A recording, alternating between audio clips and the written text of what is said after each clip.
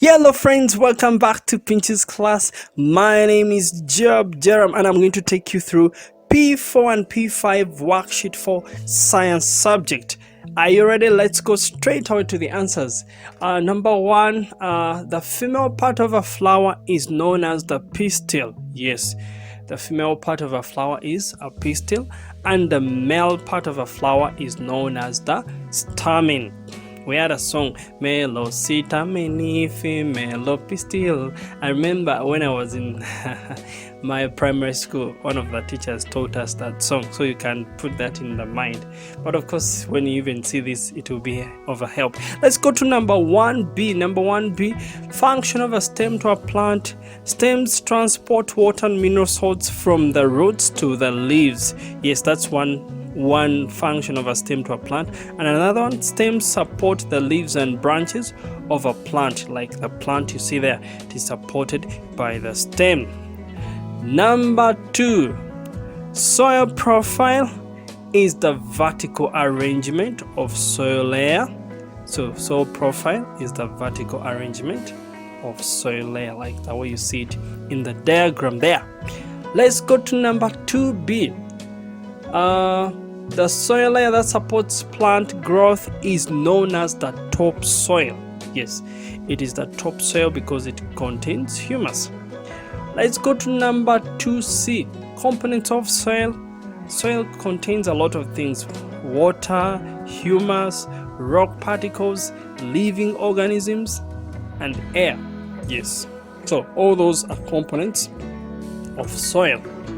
Okay, let's go to number 3A.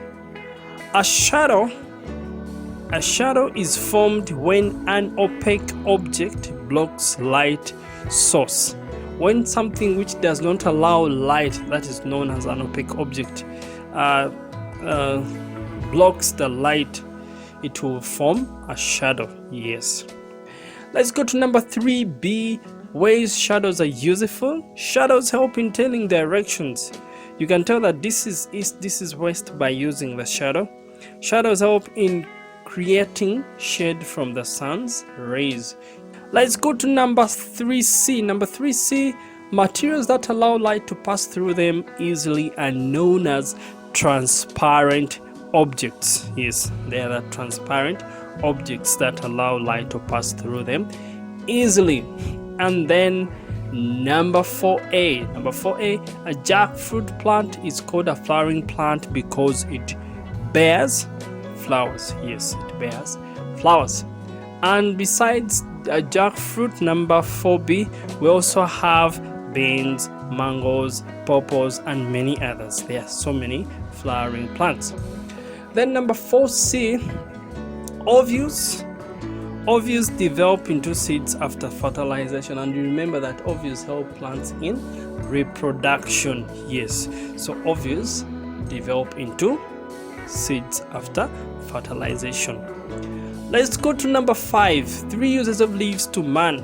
Yeah, leaves are eaten as food. For example, cabbages, onions, they're eaten as food.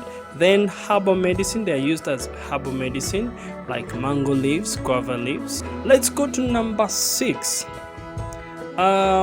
Besides making food for the plant, one other use of a leaf to a plant, a leaf is used by the plants to breathe. Remember, they have the breathing organs of a plant, the stomata. Yes. Number 7. So, number 7, an onion stores its food in the fleshy leaves. Yes, that onion, actually, that part which you like eating.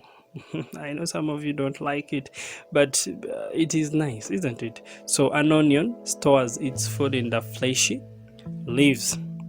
Number 8, the process by which plants lose water to the atmosphere through the leaves is known as transpiration. Yes, it is what? Transpiration. Yes, so that process is known as transpiration. Number 9. So the above process helps the plants to absorb more water from the soil. Yes, as it is taking place, more water is being absorbed. Actually, not only water, but even the minerals are absorbed from the soil. Then number 10, some plants shed off their leaves in the dry season to reduce on the rate of transpiration. Yes, the reason why you see some plants are shedding off their leaves because they want to reduce on the rate of transpiration. Then number 11, how does the temperature affect the rate of transpiration in plants? Now, the higher the temperature, the higher the rate of transpiration, and the lower the temperature, the lower the rate of transpiration. So that's how temperature affects the rate of transpiration. Let's go to number 12a. Photosynthesis is the process by which plants make their own food. Yes, photosynthesis is the process by which plants make their own food. Then number 12b, raw materials needed for the process of photosynthesis. We have carbon dioxide and water. Those are the raw materials for making food in plants. Please don't add any other, there are only two. And then number 12c, the main product of photosynthesis is starch. The main product is starch. Okay, let's go to number 13a, ways in which a flower can be useful to man. Man can use flowers for decoration.